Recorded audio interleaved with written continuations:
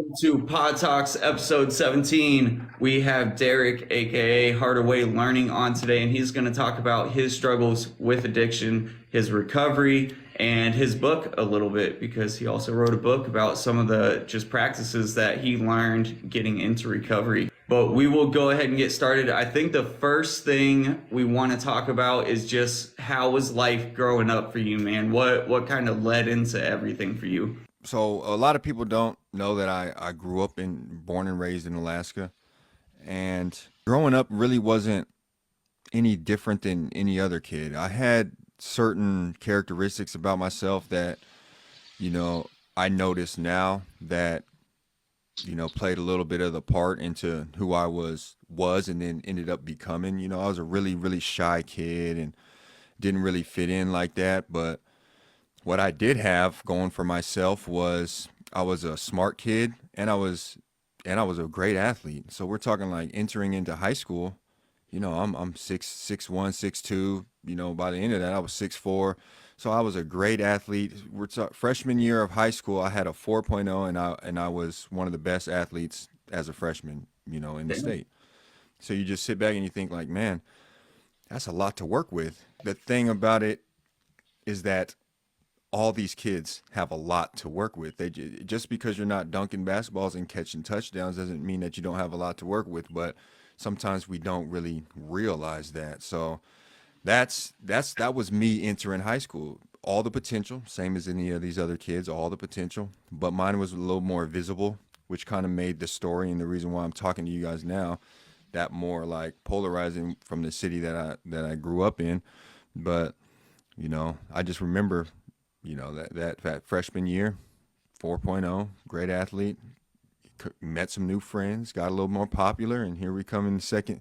I had the big dorky afro, and I was really shy, and then here we come sophomore year, cut the afro. I got the Air Force Ones, and the grades are dropping, and the pants are Right. sagging a little bit. It's not about what you wear or who you.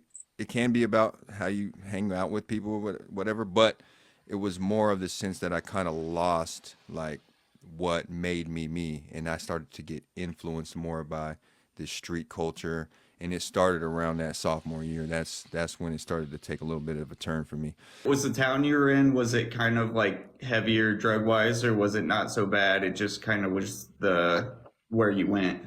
Anchorage, Alaska, you gotta understand it's a little city compared to big cities like Miami, New York, Chicago. We got about 600,000 people here, so it's a decent sized city, and it's in Alaska. So people just they hear that and they're like, "What are you guys doing in Alaska?" Well, you got to understand, any one of these cities in all these states, you're gonna have the same thing. You're gonna have money. You're gonna have Right. crime, which means you're gonna have drugs. Like that's gonna touch every single corner of this United States. So Alaska, Anchorage is no different. So it has the same aspects as any of these other big cities. Now, I did grow up on the east side. Your east side and the north side, which is Mountain View, and the west side. Like, if you search up like hoods in Alaska, Fairview and Mountain View will pop up. Now, I grew up on the east side. That's not necessarily Mountain View or Fairview, but my point is, you have your slums, you have your drugs, you have your gangs. It's really it's really no different. The only difference is it's really not as segregated as any other, like a lot of states are. So you can, but I did grow up on the east side, which is not the the Bel The Air bad compared to. side. Yeah, Yeah. it's the good side is on the south side, so it's a little less, it's a little more rundown than the other side areas of town, but it's not as rundown as your Mountain Views and Fairviews, which are. So, what did you start out with? Did you start out like drinking with your friends, popping pills? Like, what was your DOC when you were first starting out? So my very first addiction was alcohol. I was an alcoholic, and it's interesting because a lot of people, you know, people would kind of be shocked if they knew the clinical definition of alcoholism, but I knew I was, Right. by the fact that I was drinking every single day. But this was at 18. I started out as your regular high school kid, just partying, doing that. Just I don't think nothing of it.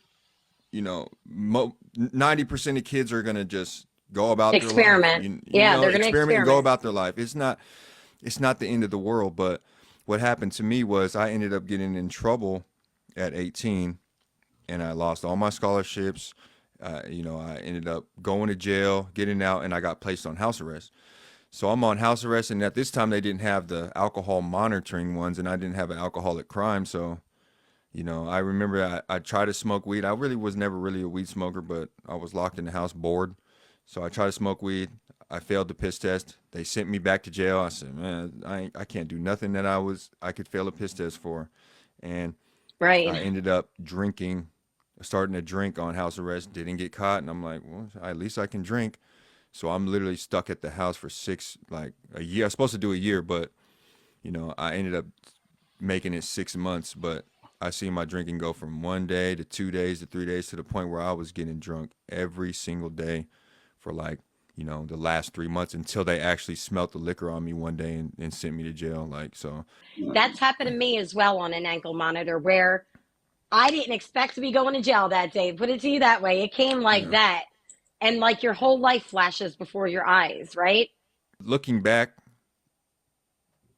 without the actual changing of a mentality or a character trait or any type of internal work, I was destined for Right. what I was going to go through. It was going to be something. There's no way. Like, people tell me, man, I would have thought you would have been an NFL. Bro, I had no way to succeed. The way that I thought, the way that I acted, treated people, was just so. Not gonna say it was gonna be alcoholism. It was gonna be something. Whether Sure. it's gonna be a substance or a catastrophic mistake, something was gonna come my way because I refused to learn, like, from bumping my head. And you would think that losing your scholarships and you know derailing your entire future would kind of wake you up, but all I did was start drinking every day. So I mean, How much time did you do when you had to go in for the ankle monitor? this was at 18. I got 3 years, 2 years suspended. So Yeah.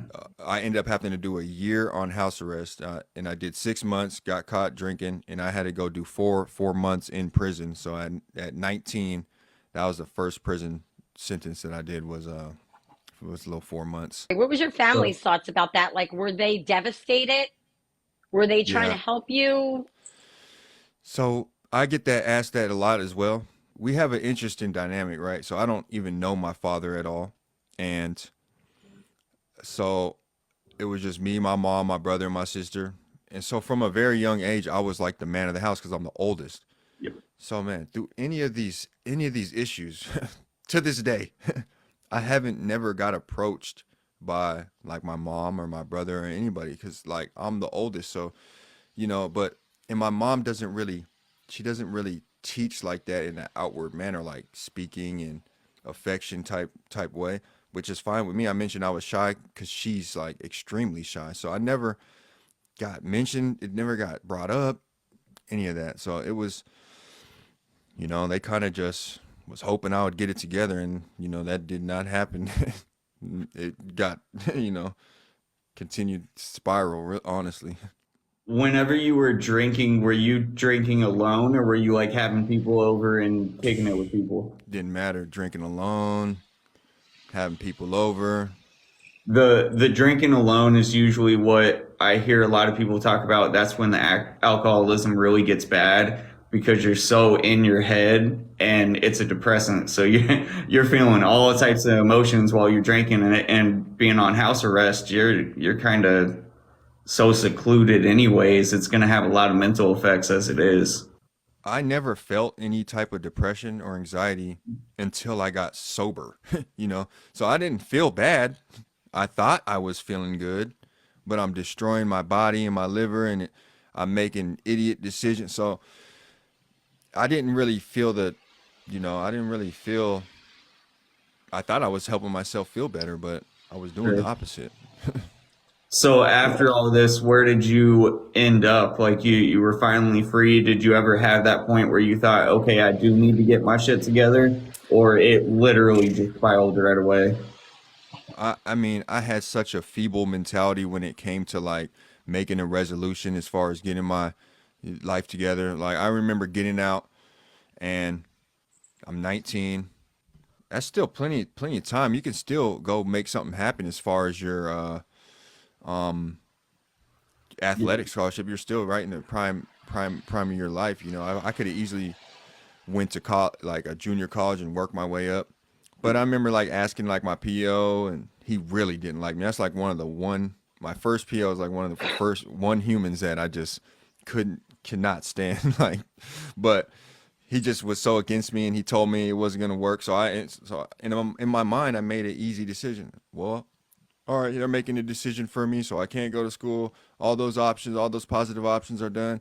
I just leaned into the streets, and so this is where I literally at 19, I'm working. I probably spent the first four months working and trying to do the right thing. After that, now I'm fully, in the trap, and this is when I'm hustling and I'm running the streets, and this is when cocaine and ecstasy get introduced into my life, and so it was part of the way we were living, the Yep. staying up all night, hustling. So it just came with that, drinking, partying. But so this is where I'm leaning into that negative side of the person I ended up being. Did you ever have a point where you thought, like, wow, they're setting me up for failure? Because I feel like you literally, your life could have shifted a whole nother way if you had somebody there to support you instead of put you down. 100% because I and that was one of the feelings of, you know, almost being cheated. So Right. I did approach him and try to see if I could go and play football. Had this conversation with him. He made it seem like it was going to be this huge big deal, and it was just not going to happen. And I ended up talking to my lawyer later, and he was like, "Dude, it's not. He can't stop you from going." So I kind of take accountability because I didn't push the issue, but you know but that's the kind of disconnect right there. Like, dude, I'm asking Right. you to go to college to get out of my home. I wanted to get out of Anchorage too. Like, my name was all over the news when I got in trouble. All that, like, I wanted to get out of Anchorage. I wanted to just try to go stay with my aunt in Arizona and try to go to college. And he just made it seem like it was going to be a big deal, was going to happen. And man, he took so much like pride in like arresting me. So it was like, because he used to like talk smack to my other friends and stuff like that when he arrested me, like all types of little stuff. So, but it's just like those. It could have just been such a different dynamic. It could have been such a different dynamic as far as he should be endorsing that rather than shying me away from it. But I have no regrets. I have no resent towards it. But it absolutely made a big difference because I was I was running away from any type of authority, so we were bumping heads from the beginning, and it did not help. How long did it take to get addicted to the money? Because that was one big thing for me. Once that money started coming in, it was over. So I like to say this like to people, I was not the best hustler of all time because I was getting high off my own supply. So I was not the best, but it's addicting to have money coming in all the time. I Yep. wasn't big bank Hank or big ballin' or nothing, but like now, I wait till I get paid. Like, but when you're trapping and you're selling, you get paid every day, like by the hour. The part that was addicting to me was the lifestyle. The waking up whenever you want, going to sleep whenever you want, not even going to sleep if you don't want to. Partying, being around people at all times, just living your life like a rebel almost. And it's a that false sense of liberation is like, it's freeing, but it's just it's really in a false sense because really you know little did I know, I thought I was living free, but it's been 4 months and I've drank a pint of Hennessy and snorted Coke every single day. And also probably to have more access to what you want. You didn't have to wait for other people really. You only had to wait when you had to Yeah. get it to re-up, right? Oh yeah. Yeah. So yeah, that exactly. So I didn't have to wait for nobody or nothing. I could just, make it happen on my own. So all that played into the part of me, becoming addicted. Did you have a really strict regimen whenever you were actually getting those good grades in sports and everything? Were you very structured, or was it a little loose back then too? I had a like it's hard to explain. I try to tap back into this but it's like impossible now because I'm so much more grown now and we have so much more conditioning and thoughts that have been thinking for years and years. But I used to just do my schoolwork because I had to, like I Yep. needed to. And I used to just study because I had a test coming up.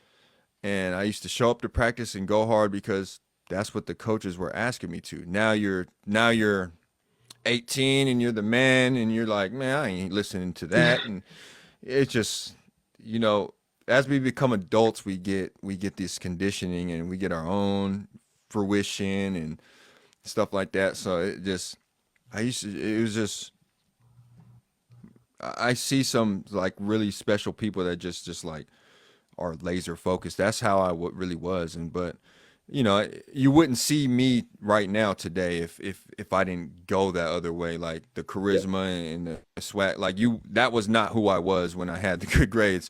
So it's like a it's a give or take. Like I had no type of personality or anything. So you don't know. I don't know. It's Maybe like I a could have been. transformation. Yeah, You it's like I trans really transformed, like you completely did. transformed. But now you see me now, and I got my head on straight, and I still got some of my personality and enough intellect to write a book. So, you know, it's just, 14 years later, Just took a little bit longer than you it just wanted. took a little longer, but So whenever you got through all this, you're in the life and everything. What kind of brought you back down to earth? Because I know I've seen enough of your content to know you kind of went through a lot while you were in that fast lifestyle. So was there one like specific moment that brought it all together and you were just like, this, I can't do this anymore? not during it, Yeah. which you would think is just an amazing thing to think that you could be going through all this and never have a moment like this got to stop. Now, you got to keep in mind that like the coke and the ecstasy and the drinking, this is like age 18 to 23. At this time, I'm not thinking anything of that. I'm literally in my mind, I'm just partying, living my life, living free, kicking it. I saw your video yesterday about your friend being in the room like 3 feet away from you and you Yeah. started heroin. Can you talk about that a little bit? I know that that's traumatic.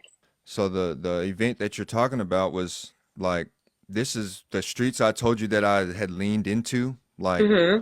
this is this is why I'm not in the streets anymore is because you got to understand your margin for error is wide open. No matter what it is, it could be people around you, it could be, your loved one, anything. Like we're not talking about just addiction. We're talking about prison Right? time, mistakes, bad decisions, life altering events. But I I ended up flat timing that probation that I was telling you about, and I go to and I did do and I'm off probation, so I actually went to Arizona and stayed with my aunt and went to college. And zero type of my book 7 steps, I tell you how I changed my mind. None of this took place at that age when I was reading and working out. None of it. Yep. So I just sat there, watched TV, got out, went out to Arizona. And I mean, I'm drinking out there, getting blackout drunk out there, even trying to get high when I can. So pretty much, I missed the streets. Like I missed Right. hustling and having the money, like you said. I missed all that. Being a broke college kid, but I was not cut out for that. And my favorite uncle ended up passing, and they flew. My cousin flew me back for the funeral, and I remember he said, "You just need a one way." I said, "Yeah, I bought my own ticket to go back home. I didn't buy no ticket. I was not going back to Arizona. Did Going you straight back. mentally relapse at that time prior to even getting on that plane? You were like, knew what you were going to go back and do? Oh yeah, I got high the first day, Right. the very first day, You know, You knew right where to yeah, go. yeah. The homies Yeah. right down the street. They were coming to Yep. pick me up. It's nothing. That was nothing. that was automatic. But I end up catching a new felony. I mean, a week as I came back, like first week. So I couldn't go back if Wow. I wanted to. Like now we're going with this court system again. I'm back on house arrest. I'm like, oh my God, I can't believe this. So I ended up doing a bail review. They took my ankle monitor off, and I knew, I was like, I'm not going back to court. I'm not doing this again. So I Right. ended up getting a hotel, and you know, one of my good friends came over, and that's what the tattoos on my neck are. And you know, we're just hanging out, and I mentioned it in the video. We're getting high and we're drinking. Nothing out of the ordinary. People are like, bro, this is how I lived every Right. single day. This is not, so I'm not thinking anything of it. And there's a gun in the room. Nothing out of the ordinary. How is that not out of the ordinary? That's my point. It's not out of the order. The window for error is wide open. It's not out of the ordinary for me. It should be like, it should be out of the ordinary for a gun to be in the room and you're drunk and high and you're playing around, messing around with it. But he picks up the gun and he's waving it around. We're rapping the music like you would see in like a music video, and we're sitting maybe face to face, about 3 feet from each other in a Motel 6. Those beds are really close. We're sitting on adjacent ones, and he just waves it around, and he accidentally gets it up too close to his head, and he accidentally pulls the trigger just by straight accident. Like, you know, he accidentally shoots himself in the head. He ends up dying that night. And Did you run so that you yeah, I wouldn't did get run. locked up? That's what I did wanted run. to ask you. Absolutely, I Okay. did run. So I did run. That's the only part that, you know, because people ask me and like, you should have did this, you should have did that. I'm like, bro, you cannot tell. There's no rule book to handle this. Like, there's No. no rule book on how to react. You don't know how you would react if you Right. was in this specific situation. You just don't. I do have regrets that I left. That's my biggest regret of it. I'm getting chills thinking about it just now. But as far as like what I would have did and what I could have did, 100 times out of 100 times, there's nothing I would have did different because I wasn't thinking nothing of it. Right. Being around guns and being drunk and high was nothing to me. It was Right. every single day. My aunt ended up calling and telling the police, and I came back, and you know, they took me to the interrogation room, and that was a whole nother experience that was, you know, played into this what I Did you ended up know doing. when you left that room that that he was gone? Like you could, it was Yeah, I obvious. did. I thought it was obvious, you know. It wasn't Right. until my aunt told me like he could still be alive. I had doubts, obviously, because I seen what happened, and I tried to, you know, I tried. Were you afraid that they were going to try and pin anything on you? So that's interesting. I obviously that's why I ran, right? Yep. But in the back of my mind, I knew I had zero chance to get in trouble because I didn't do anything. So it's different than the other times when you're trying to beat your case or something. So when I ended up going to the interrogation room and telling them what happened, I knew all I had to do was just tell them the truth, what happened. Right. So I didn't really have that much fear of getting in trouble, but I did get the vibes coming from the cops. Cause you know, when somebody dies, somebody has to be blamed. Like, I'm the usual suspect. It's just me. It's just me and him. So we got not only just the police, it's like the city's like, Right. you know, Derrick, man, he's up to, he's on, you know, this and that. So it's like, and my thing that I had to tell people, I was telling them was like, bro, it was me and him in the room. I'm Yep. telling you what happened. There's nothing else that you can do. You can ask all these other people, do this and that. You're never going to get another story.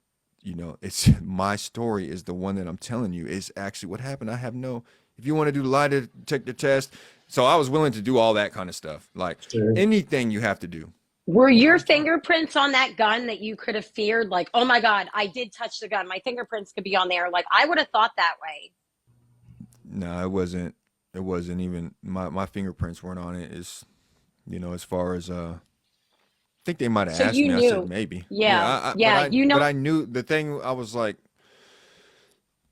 you guys do forensics. You guys do Yeah. these things. Like, they could have tested your hands for yeah, that's what I gunpowder told him. I said, you residue. want to do the Yeah. residue or whatever you got to do. Like lie detector test. I don't. It doesn't matter. Like Yeah.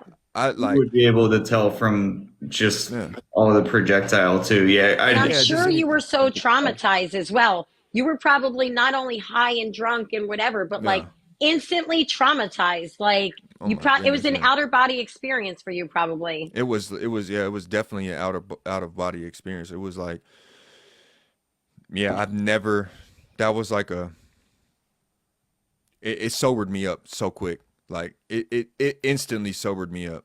Like I never been like, I was not drunk or high anymore. Like Wow. there was like at all. So that was like an instant sobering. It was just it was a, it was a, it was a tough experience. I sometimes I don't talk about it all that often because I don't mind talking about it from my standpoint, but sometimes it's hard to implement the correct amount of compassion because my friend, he really lost his life that night. He so somebody actually lost their life, so I get to go. I'm still here, and so like you've seen the story, and that's kind of where the next level of my addiction Right. came forth You was wanted to self medicate and numb yeah. yourself. Yeah, Yeah. so I actually after this happened, I finally make it out of the interrogation room. Drop me off with my exes. I just know I need to get high or drunk. I had no money, no nothing. I need to get high. And somebody in the comment section once, he's like, "Why was that your first thought?" Like, I'm like, bro, that's what I did every time something bad happened to me. Like, I got Right. high or got drunk. I took my mind off it. That's how I did it. The problem was the only drug I could get my hands on was heroin because I was selling it at the time.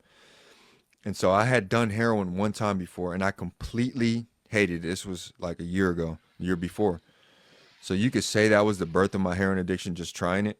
But I don't personally think so because I just hated it so much. It was just like, but that one time after my friend dying and witnessing that, I I I just knew I had to get high. I knew I couldn't deal with it, and the only drug I could get my hands on was heroin, and I did it, and actually got high off of it for the first time that time. And I remember telling myself, this is what I'm literally telling myself. I said, I'll just do this for 2 months, and then I'll just quit. That's what I'm telling myself. I'll do it for 2 months. I'll get past this part of this grief, and then I'll just quit. And with that drug, it does not. It does not work like that. no. So, ended up using it every day for the next 2.5 years. When you were kind of in that spiral, did you ever have a point where you wished it was you that Oh yeah, yeah. That was my first initial, first initial thought was like because it was, man, I was going down such a dark path even then before it happened. People talking Right. about me. So I had already, been on house arrest, like taking a cocaine addiction to the next level. So friends are starting to cut me off. All my hustling buddies that used to help me hustle and be in the trap with me are starting to fall away. They're like, man, this dude's he's going the other way. So people are already starting to kind of view me different. And so, but Taco, that was his name. That was his nickname. He wasn't even in the streets like that. Wow. He was my party. He was my party have a partner. good time Yeah, guy? Yeah. I partied all the time, and so did he. So that's how we was like that close because all the other homies they they did too, but not like the level we did. So that's why we was really friends like that. And he was one of my first friends. Like we moved into the trailer park in East Anchorage, lived in a trailer park in East Anchorage. He was my next door neighbor at 5. He was one of the first people I remember meeting in my life. So how did his family react afterwards? It was a tough situation because, the brothers and the cousins, They're upset? they're upset, and they pretty much want beef and stuff like that. And because they're assuming that, foul play was there. I knew his sister as well. That was the only person that I contacted. I contacted her the next day, and I told her what happened. I told her, I said, I'll answer any questions you got. Like, she's asking difficult questions, and I'm like, and I'm giving her the answers. Older brother and things like that, they're sending threats. So I never talk to them. Like, I'm not dealing with that. And Right. so it was tough in that aspect. Like, they assumed, but I had to put myself in their shoes. Like, if that was my brother, I don't know what I would be willing to believe or not believe. Right. Like, I don't know what I would be telling myself. So yeah, it was definitely difficult with their family. I've actually recently seen them, and you know, I've had the conversation with them. And you got to understand, I'm sober now, and they've seen me change my life and do different things. And I've actually talked to them separately, and I actually got a handshake from all of them that said, "Bro, I'm gonna take you for your word," and that was like the biggest that Relief makes me emotional almost, right now. It was like right? a big relief Yes. because there's thousands of people thinking this and this and that. Okay, Yep. I'm not gonna be able to talk to every person, but at least from the family, to actually say, the other one of his cousin gave me a hug. He's like, "Bro, it's all love." Like, then this is years later, and I'm just like, I said, "Bro, you don't know how much that means to me." You know what I'm saying? Right. Like, that seriously, it means a lot to me. Like, just to be, because there's 1,000 things I could have did different. But Because over the years, they went through their own trauma, but you also yeah, witnessed it. And that is a lot of trauma there. And that's a yeah. lot of things that you were numbing yourself for and trying to, figure out. That's hard. I don't want to minimize it, but the way that I acted and derailed my life because of the state that I was in and how I Right. acted in that state is what made this all the worse. Like, you got to think of them. They actually lost a brother. Yep. Like, oh my, like, so we're talking about me seeing something where I'm seeing something. They actually lost their brother. Right. So I mean, that's a different type of level of grief. That's different. So it definitely changed the trajectory of my life, but that was my fault in how I acted, Right. what I chose to do. And that was I didn't know no better. I How can't long really were think. you on a run with heroin after you had that So incident? I used after that day, I used heroin every day for the next 2.5 years. Like, and Wow. then, so if you asked me earlier, was there any a time that I said I can't do this no more? It was actually my number one rock bottom moment. So I was on the run. Told you that I was not going back to court. Right. So I ended up having court like the next day after the interrogation room, or a couple days later, and I was not going. So now I'm on the run, and I'm using heroin, and my addiction is just going up, like going down, down, down, down, down. All the hustle's starting to go to trash. I'm using more than I used to. Everything's falling apart. And I remember just living with my brother at the time, pretty much homeless. I'm sleeping on the garage floor in one night, and I left the garage door cracked just a little bit, and there was like a big rainstorm, and I was sleeping on this foam mat, and the rain crept through under the garage door and soaked into the foam mat like Oh, a just a sweat sponge, and I was dope sick for like the last 2 days. And I just remember oh, waking up dope sick, soaking wet, freezing cold, oh. thinking like, bro, this is like my life. Like, what am I, like, that was the lowest moment of my life in my entire life. Like, just thinking like, just like 5, 6 years ago, I was like the top athlete in the state, and now I'm Right. literally dope sick from heroin on a soaking wet mattress on my brother's concrete floor. Like, and that was like my absolute lowest moment. I actually walked from there and just turned myself into jail, like, against all criminal like instinct. Like I could not deal with it anymore. Yeah, I You had literally turned enough. myself in. I had enough. So I Yeah. thought had a plan. I'll get clean and I'll get out and I'll do it this way. But again, everything that I did in this book that I wrote the book about, I didn't do any of that. Sat on my ass, ate around, ate food, played basketball, waited for my time to come. And I Yep. told myself, I remember in the back of my mind, I said, this time I'll just do it on the weekends. There's Right. no way. Yeah, yeah, exactly. Hands And over so face. quickly you got caught up again, right?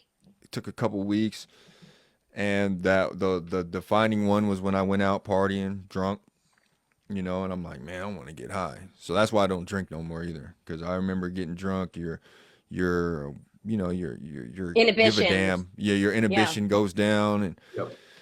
that's when I got high again. And here we go, off to the races. So here's another 2-year run with the heroin. When did meth start getting involved? Because that was your other kind of bigger addiction that Yeah. you were struggling with. So the meth came into the picture about 6 months after I started using the heroin. Yeah. And I sometimes I list my addictions, right? I list my addictions, and heroin's number 1, cocaine's number 2 because it was my gateway. Alcohol was 3, and meth was like 4. And you think like methamphetamine, well, because like it was really like just the tag along. Like it was like the counterweight. Even when I was doing coke, I was drinking all the time. Yep. So I was really speedballing in a different Right. form. So it was just like the counterweight, but the primary addiction was always heroin. But I used meth every single day with the heroin. You know what I mean? But unless I was going broke and dope sick, then if I came up on $50, I would be using it on heroin, not meth. Like, How did you start using? Did you start like snorting, like I booting? started smoking. Okay. And smoking both, but I came across this this he ended up being like my right hand man, like as far as like committing crimes, because he just did not care. Whatever it took to get his addiction, like get his fix, he was willing to do it. And I was a little more, you know, He was I had ruthless. he was ruthless. I had a little Yeah. bit more connections with like the street people with money and stuff like that. I was a little more well known, so we were kind of a decent little team. Because if he go steal a Rolex or something, I know exactly. I know all the big dope boys that we could go sell it to. Anyways, he introduced me to the needle, and that's about about a year into it, 8 months into it, Mhm. and you think like people would think like, aren't you like, I was scared of needles. That don't matter, bro. When you're addicted, like you're gonna find a way to overcome your fear, because you're not like, people would think like, bro, you really risk your health like that? You got You to don't care. understand. You don't Do think not about it. care. Yeah. You do You don't not care. care. It doesn't matter. It Right. didn't You matter think to, I'll deal with that later if I'm yeah, still I'll deal alive. with Like, it later. yeah. Like literally, like, Right. bro, you can catch AIDS. It don't matter. Like your Yeah. risk assessment is garbage. You're not thinking like long term. And Yep. my thought, what I thought to myself was like, bro, I'm already doing it. Like how much more worse could it get? I'm already addicted to meth and heroin. Like how much more worse could it get? It doesn't even. So I was willing to do it. I was willing to try whatever. It didn't, crack, whatever. I was willing to try whatever. Right. It didn't matter. My confidence, my direction, my life was obviously going in the wrong direction. So it didn't, doubling down, tripling down on that lifestyle, which got me nowhere. Got me exactly where I deserved to be. like I earned it. So when did all this start to actually change? Did you end up doing another? You did another stint, right? Yeah. This is it. So I mentioned that first rock bottom moment, right? And Yeah. so the second year, I mentioned the two got out, relapsed off the drunk. When I got drunk, relapsed. Here we go again. This time it was a little bit different. I actually relatively held my ish together a little bit. I had a nice little car. I was actually getting some money and stuff like that. I'm still shooting up heroin and shooting up meth. And you think like, okay, well, at least I got money in my pocket. Well, guess what? It's not gonna last. No Right. matter what. No matter what. Like for me, no matter what. You know, I was a fall off artist, however you want to spin it. I just can't imagine somebody continuing to excel financially or in the hustle, whatever, if you're getting high on the level Yeah. I was. I mean, but so anyways, towards the end of the 2-year span, right? I am I'm rapidly approaching that rock bottom moment that I mentioned to you. This time in my mom's garage. So I'm dope sick 2-3 Wow. times out the week. Yeah, so 2-3 times out the week, and can't even hold my addiction. When you get to that point where you can't even muster up $40 to get high so you can function, then you're in peril. I remember those days. Yeah, and you think, how could you get there? It's just tough, man. People stop. You've lied to so many people, burnt so many bridges, and so I'm just thinking, bro, I'm not going back. I'm not going back to that low moment. Like that's stuck in my mind so much. So I'm like, man, I gotta do something. I gotta do something. This was when those thoughts of needing to change started entering my mind. Like, bro, this is real. Like, this is real. Like, you gotta change something. You gotta get off this shit. Like, it was real humbling. That belief, that confidence, that swagger had left. Like from that first 2-year run to this one, that belief had started to dwindle. It was gone. So I gotta get clean. And what else do I need? I need some money. So I need 2-step plan. This is I tell the story in this book. I got a 2-step plan. I need some money. I got to get clean. So of course, I need the first shortcut. I need the fastest shortcut to get clean. What's that? 7-day detox. To my surprise, I actually pulled it off. And I'm an advocate for detoxes because I was surprised. It really helped me just sit there, dry out. And I ended up getting off the heroin. I mean, I'm very proud of that moment. I was able to pull that off. But so I ended up going to get the Vivitrol shot. Now I can't use opiates at all. And I'm like, okay, now I need some money. Of course, I need another shortcut, least resisted way. What's the one way that if you had $0 and you needed money right now, what would you do? Like, and you were broke. So I came up with the plan, to rob a bank. So 2 days after I got out the detox, I robbed a bank. So that's your 2-part plan right there.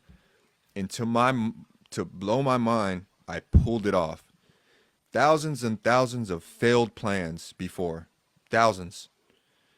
I actually had one, seemed to be the toughest, to get clean and rob a bank. I pulled it off. And I'll tell you right now, there wasn't a single second after the detox and after the robbery that I felt any better. And I knew that brought me so much, like, that's like, I'm gonna have an event on the 3rd, and that's like my crescendo moment of like leaving this life. It's because I actually pulled this plan off, like, and I actually did it. Of course, it never had a chance to really work because it's negative. Like, you're committing a federal crime. You're not gonna win doing that. Right. In my mind, I was convinced if I just do this, my life will be fixed right now. And I did it. And not for a single second did I feel any better. And that's when really I ultimately like started to lose the will to even live. And, I continually got more depressed and more depressed. Did you ever feel a rush off of doing it? Like, I know Oh my people say God. that when they do things like that, you get like this rush through you, like, yes, I pulled it off. I can't even explain that rush. I bet. Never.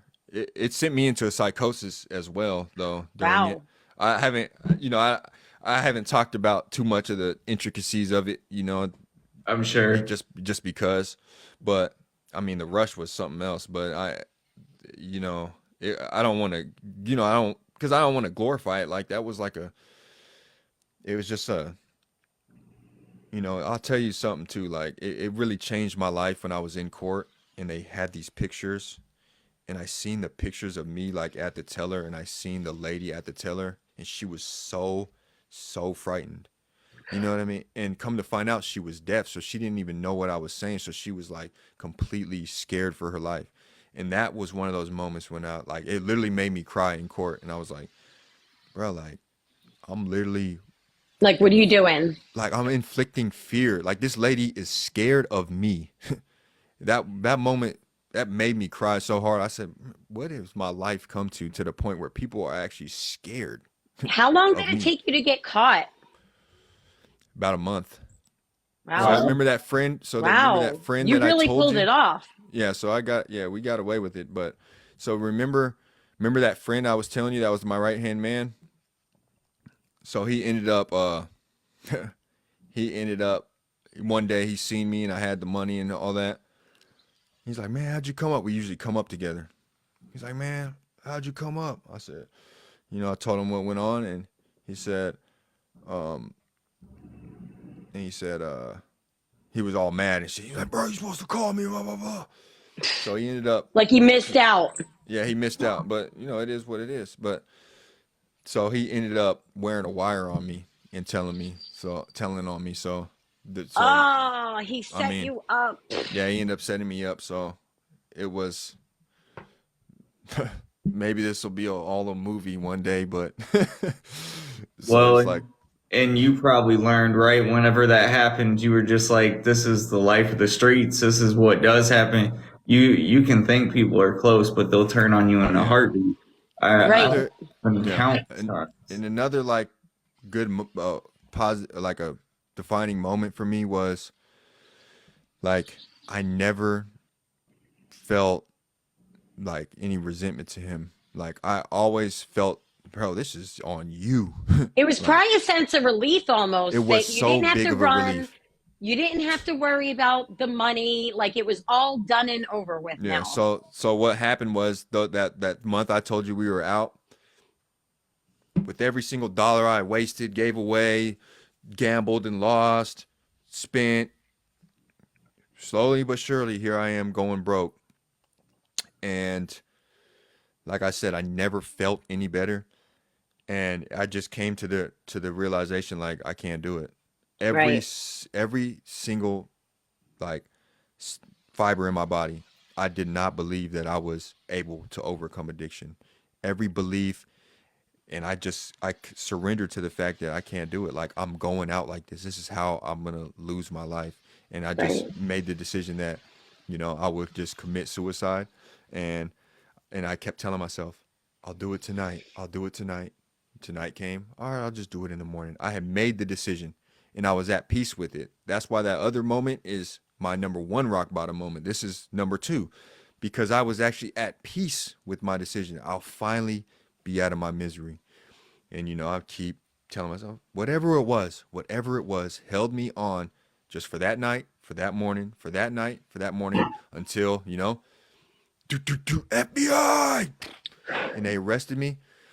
And I just remember getting to, Anchorage jail.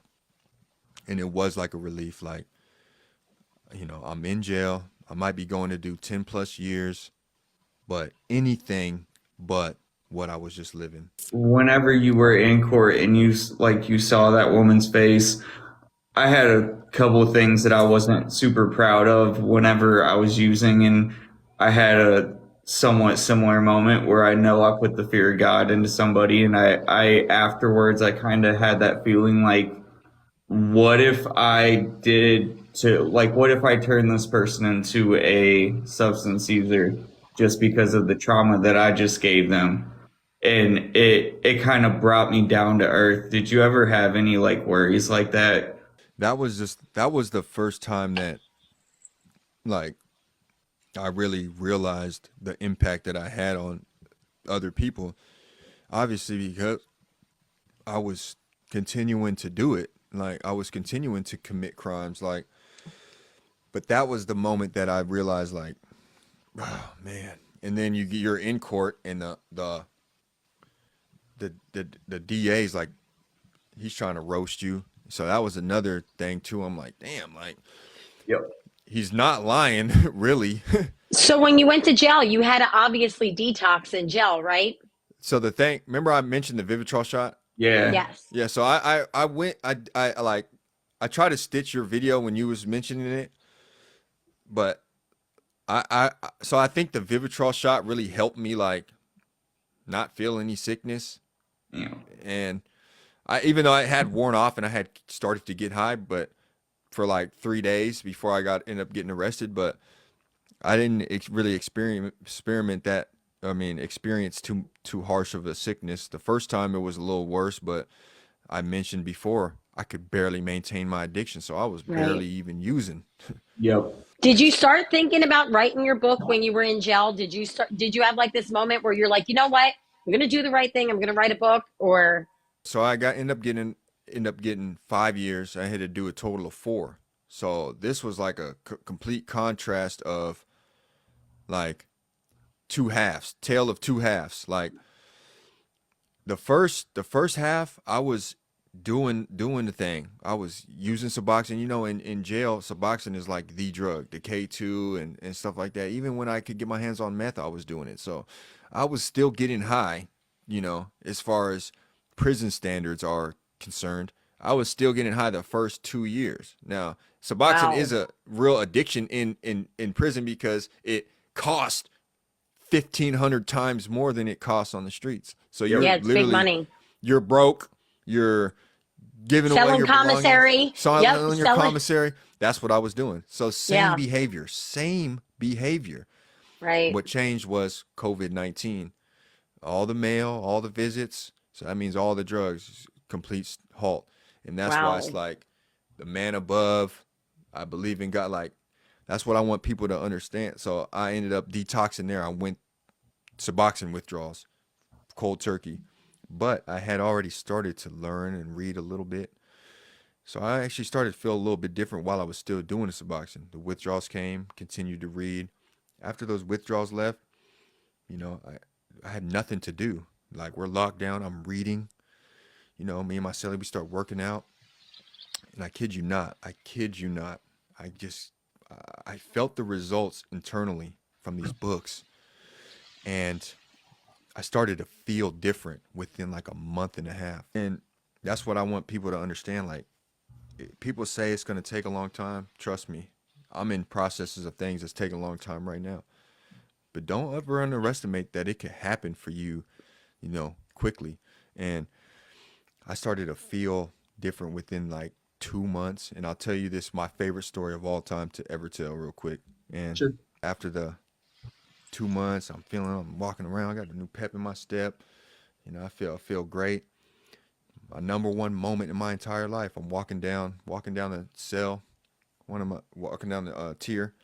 One of my old get high buddies, he calls me in there. He said, "Hey, Skinny," that was my prison name and my street name. He said, "Hey, bro, you want to get high?"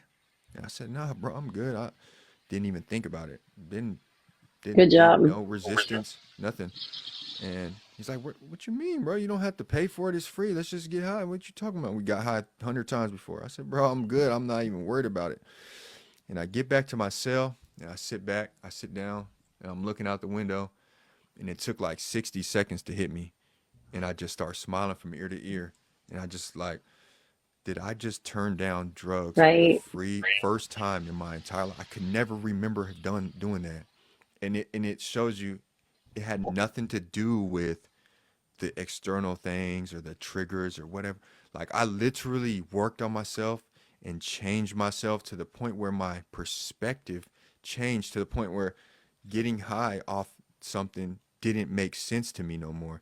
And You that was shifted your mindset. I shifted my mindset because I didn't think to tell him, "Oh no, no, bro, no, no, no, I'm sober right." Like none of that. Yeah. It just was a reaction. "Nah, bro, I'm good." I'm laughing. I'm like, nah, why would I do You that? You know saw what the I'm saying? growth within yourself for the first time. Yeah, and it didn't hit me till like I sat in my cell and I said, "Wow, bro, I can't believe these freaking books. These books, Right. this working out, this being positive, this being generous, this this discipline, all these things that everyone's always harping on. Like I actually did them and they actually helped me." Yep. Right.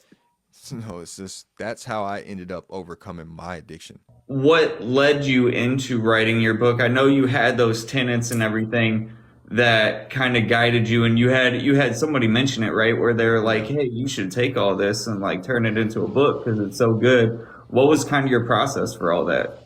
Yeah, so Hardaway Learning literally started November last year.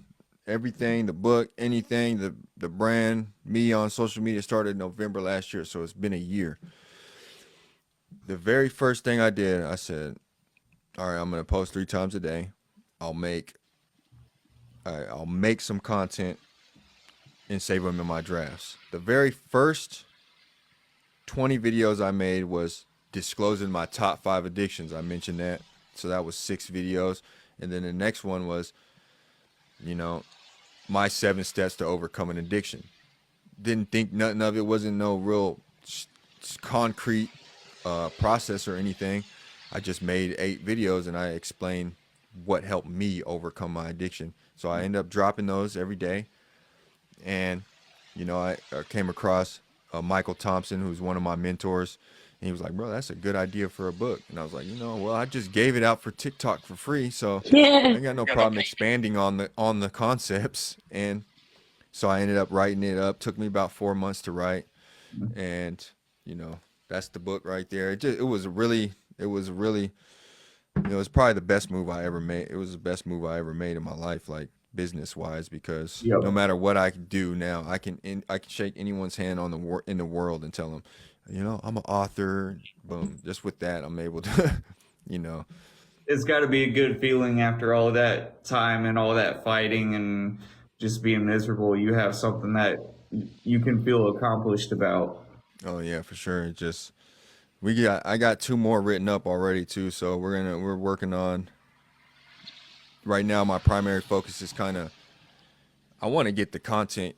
I like to make content. When I started to write this book, I kind of took a back seat from that.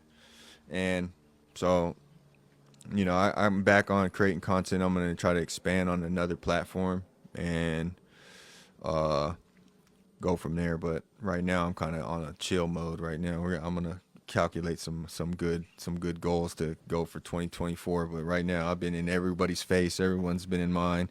I'm chilling right now for like the last 30 Everyone days. needs a little break sometimes, you Yeah. know? Yeah. Yeah. So, You work with so from kids there, now, right? I will be Yeah. working here. We got to work on the variance process. So, Okay. but I like that though, because kids yeah, need it, especially with it's not a safe yeah, supply anymore. Things aren't what they used to be. yeah, yeah. So that'll be fun. I'll be working with them, and that's what I want to do. I want to work with kids. I love that. They have addictions already, but I want to work with kids, and then I want to keep building myself up and try to get something that I can implement in the city, in Anchorage, and in other cities that we can actually take people off the streets into the detox. Like when I was struggling with addiction, I had to wait on a 30-day waiting list to get into a detox. Like Yep. any one of Yeah, those times could have been my last. right. You had to call every day. I mean, I could have easily just woke up on the wrong side of the bed. I'm not calling today. Then I'm done. I'm back at the back of the line. That's not going to work. But so that's really what I want to do is I think keep. working with the kids is going to keep filling your cup up. I think Yeah, that's like your niche that you're meant to do. yeah. That's what I'm hoping. So I'm hoping. You know. From there, we will talk to you later. And yeah, have a good day at Thank work. It was you. fun. Bye, Yep. No guys. problem.